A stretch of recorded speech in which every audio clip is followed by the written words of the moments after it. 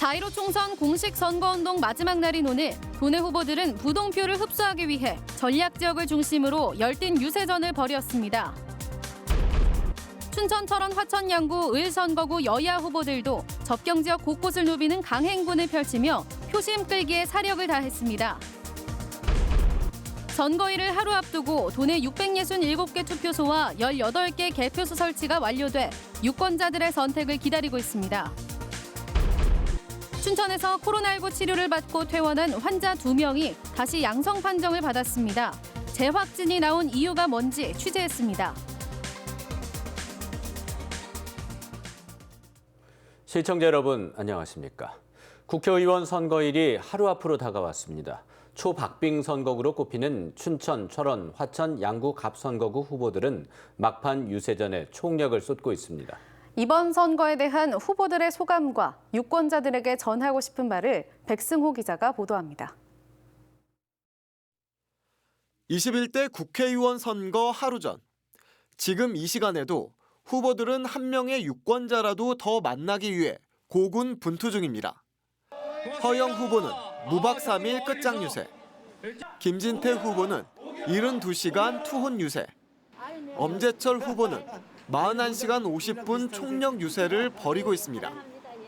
세 후보 모두 예상치 못한 코로나19 사태로 이번 선거의 아쉬움이 크다면서도 진심을 다했다는 입장입니다. 춘천 발전을 위한 준비해왔던 비전과 계획들을 말씀드린 선거로 선택받고자 노력을 해왔습니다.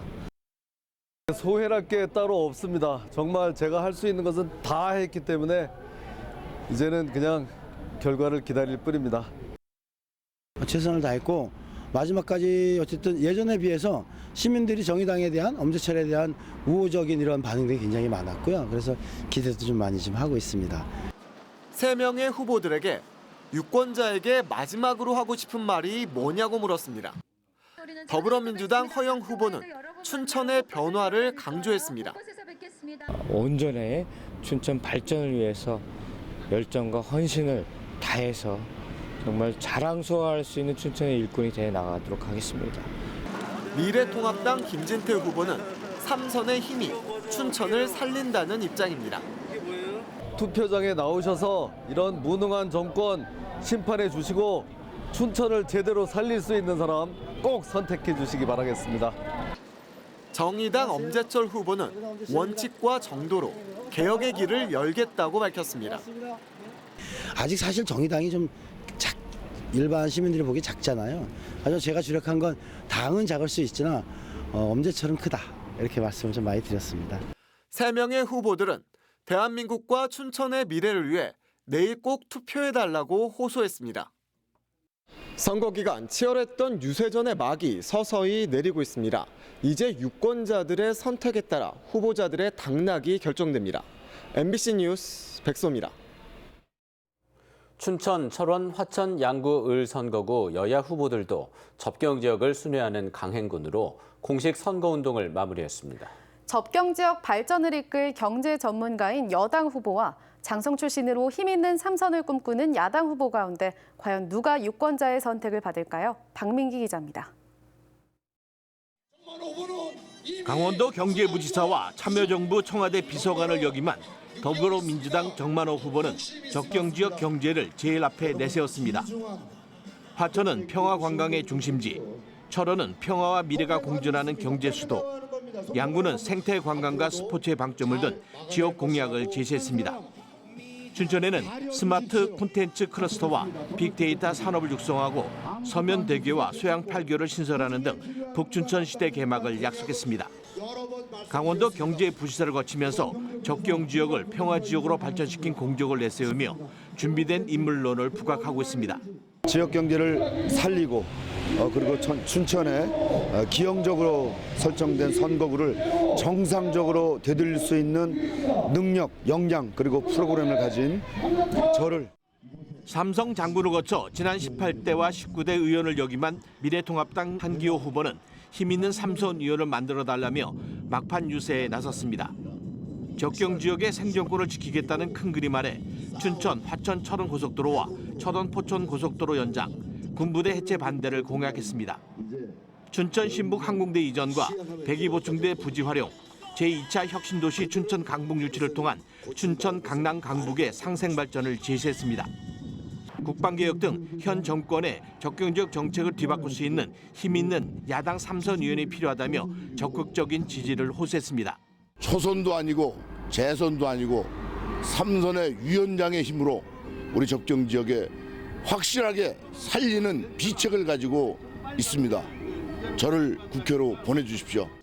국회의원 공식 선거운동 마지막 날까지 선거 차량으로 300km가 넘는 거리를 오가며 치열한 유세전을 펼친 적경지역 후보들은 이제 유권자들의 심판만 기다리고 있습니다. MBC 뉴스 박민기입니다. 선거일을 하루 앞두고 도내 667개의 투표소와 18개 개표소가 마련돼 유권자들의 선택을 기다리고 있습니다. 코로나19 자가격리자는 다른 유권자들의 투표가 끝난 직후에 투표권을 행사할 수 있습니다. 정다혜 기자가 보도합니다. 4.15 총선을 하루 앞두고 투표소와 개표소 사전 점검이 한창입니다. 원주 지역 90개 투표소에는 기표대와 투표함 설치가 끝났고 개표장에서도 투표지 분류 최종 점검이 끝났습니다. 원주에선 총 29만 4,206명의 유권자가 참여하고 이 가운데 올해 투표권을 갖게 된 만 18세 유권자는 3,926명으로 1.3%를 차지하고 있습니다. 오늘 오후 6시까지 투표 의사를 밝힌 자가격리자는 내일 임시 외출 허가를 받고 투표권을 행사할 수 있습니다.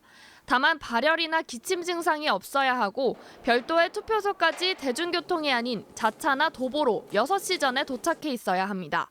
안내위원의 지시에 따라서 별도로 투표를 하실 수 있습니다. 안내위원 같은 경우는 철저하게 방호복을 입고 일반인 투표는 사전 투표와 마찬가지로 오전 6시부터 오후 6시까지 진행되고 1m 간격을 유지한 채 비닐 장갑과 마스크를 착용한 뒤 투표소에 들어갈 수 있습니다. 개표는 오후 6시부터 시작되고 투표 다음 날인 16일 새벽 2시를 전후해 당선자의 윤곽이 드러날 것으로 선관위는 예상했습니다. MBC 뉴스 정다혜입니다. 춘천에서 코로나19로 치료를 받고 퇴원한 환자 2명이 다시 양성 판정을 받아 입원 조치됐습니다. 다행히 퇴원 후에 자가격리를 유지해 별다른 접촉자는 없었고 증상도 없었습니다. 재확진이 나온 이유가 뭔지 김상훈 기자가 보도합니다. 춘천 입원 환자인 30대 여성은 지난달 30일 퇴원해 2주간 자가격리를 마치고 마지막 검사에서 양성 판정이 나왔습니다. 춘천 4번 환자인 50대 여성도 지난 10일 퇴원해 자가격리에 들어갔고 3차례 진단검사 끝에 다시 양성 판정을 받았습니다. 두 환자는 특별한 증상이 없었고 접촉자도 없는 것으로 파악됐습니다. 양성 판정이 나신 두 분은요, 혼자서 자가격리를 하고 있었고요. 그다음에 외부 활동을 전혀 하시지 않으셨던 분들입니다. 춘천시가 카드 사용 내역을 조사한 결과 두 환자 모두 외부 활동 내역은 없었고 GPS 등 추가 확인을 진행 중입니다. 전국적으로 재확진 사례가 잇따르고 있지만 연구가 진행되고 있어 아직 명확한 원인은 나오지 않았습니다. 다만 전문가들은 재감염보다는 바이러스 재활성화 가능성을 높게 보고 있습니다. 현재 유전자를 증폭시켜 코로나19를 진단하는 PCR 검사 자체가 바이러스 흔적이 남아있으면 양성으로 나올 수 있기 때문입니다.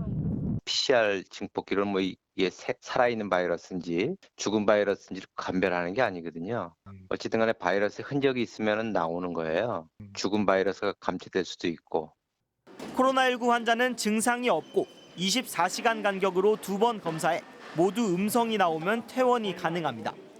거기에 더해 춘천의 경우 퇴원한 환자를 대상으로 자가격리 전과 후에 추가 진단 검사를 실시하는데 이렇다 보니 증상이 없어도 몸에 남은 바이러스가 검출될 수 있다는 겁니다.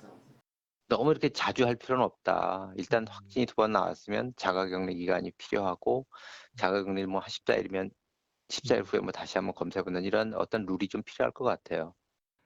의료진들은 퇴원한 환자에 대해 지자체마다 PCR 검사 실시 기준이 다르다며 퇴원자 검사 기준과 무증상 재확진자에 대한 치료 등 통일된 가이드라인이 필요하다고 지적했습니다. MBC 뉴스 김상훈입니다.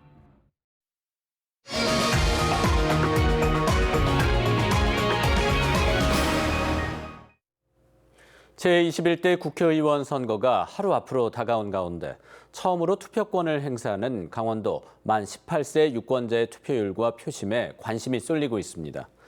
강원도 선거관리위원회에 따르면 강원도 만 18세 유권자는 16,000명, 이 가운데 고교 재학생은 5,025명으로 파악되고 있습니다. 선관위와 도교육청은 그동안 18세 새내기 유권자 선거교육 영상교재를 포함해 다양한 선거교육을 실시했고 선거 참여 안내 문자 메시지도 발송했습니다. 도교육청은 처음 하는 투표에 관심이 높아 고교 재학생의 투표율이 높을 것으로 예상하고 있습니다. 내일 선거는 자동 개표기가 도입된 뒤 결과가 가장 늦게 나오는 선거가 될 전망입니다. 선관위에 따르면 비례대표 선거 용지 길이가 48cm로 자동 개표기가 아닌 사람 손에 의한 수개표 작업을 해야 해 비례대표 선거 결과는 선거 다음 날 오후 늦게쯤 나올 전망입니다. 지난 20대 총선 당시 강원도 국회의원 선거 개표 마감 시간은 선거 다음 날 새벽 5시쯤이었습니다. 코로나19 사태로 인한 개학 연기로 가족 돌봄 휴가 비용 지원이 확대되자 신청자가 크게 늘고 있습니다. 고용노동부에 따르면 지난달 16일부터 이달 13일까지 가족 돌봄 휴가 비용 신청 건수는 7만 건을 넘었습니다. 지역별로 보면 강원과 경기, 인천이 37.4%로 가장 많았습니다. 1인당 5만 원씩 닷새까지였던 가족 돌봄 휴가 비용 지원은 최장 열흘로 확대돼 1인당 최대 50만 원까지 받을 수 있습니다. 강원도 일자리 재단이 7월 출범을 앞두고 본격적인 준비에 들어갔습니다. 강원도는 오늘 오후 2시 도청에서 재단법인 강원도 일자리 재단 창립총회를 개최했습니다. 강원도 출연기관인 일자리 재단은 도내 여러 곳에 분산된 일자리 기능을 한 곳에 모아놓은 일자리 전문 통합기구로 청년과 여성, 노인과 장애인 등 각 상황에 맞는 강원도형 일자리 사업을 추진할 예정입니다. 강원도는 6월에 대표이사와 전문 인력을 채용해 오는 7월 출범시킬 계획입니다. 코로나19 여파로 학교 급식이 중단되자 감자 농가들이 감자를 무더기로 길가에 버려 시민들과 나눴습니다. 춘천시 우두동 길가에는 어제 저녁 1톤가량의 감자가 버려져 시민들이 밤새 감자를 골라 주어가 하루 만에 감자가 대부분 동났습니다. 감자를 버린 농가는 지난해 풍작으로 감자값이 폭락한 데다 코로나19로 감자 수요가 줄고 판로까지 막히자 유통비용도 안 나온다며 주민들과 나누기 위해 저장 감자를 쏟아버린 것으로 알려졌습니다. 이상으로 뉴스데스크 강원을 마칩니다. 시청해 주셔서 고맙습니다.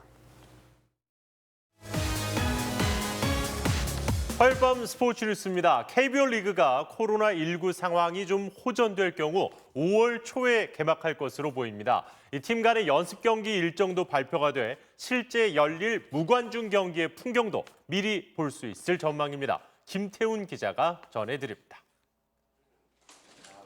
매주 코로나19 상황을 주시하던 KBO는 다음 주에 개막일을 확정하겠다고 발표했습니다. 확진자 추세에 따라 빠르면 5월 1일 개막도 가능합니다.